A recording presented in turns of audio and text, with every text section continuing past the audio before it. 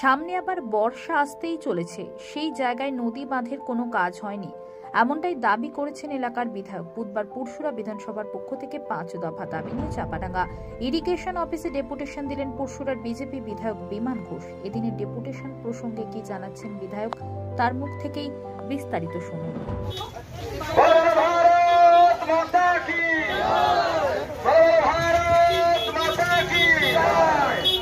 আজকে পুরসুরা বিজেপির পক্ষ থেকে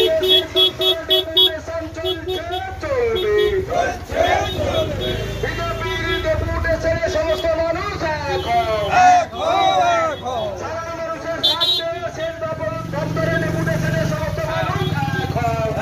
আজকে আমরা পুরসুরা বিধানসভার পক্ষ থেকে চাপাডাঙ্গা ইরিগেশনে মিছিল আকারে ডেপুটেশন দিতে এসেছিলাম।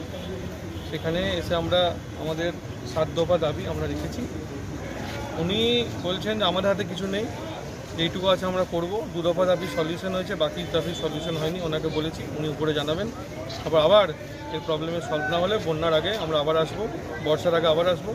কারণ ওরা ভগবানের উপর ভরসা করে ছেড়ে দিয়ে থাকতে বলছে, এটা তো আর মানুষ সহ্য করবে না। মানুষের পাশে দাঁড়িয়ে কাজ করতে এসেছি, এর উপায় সলিউশন বার করতে হবে এবং মানুষগুলোকে ভাসাতে হবে।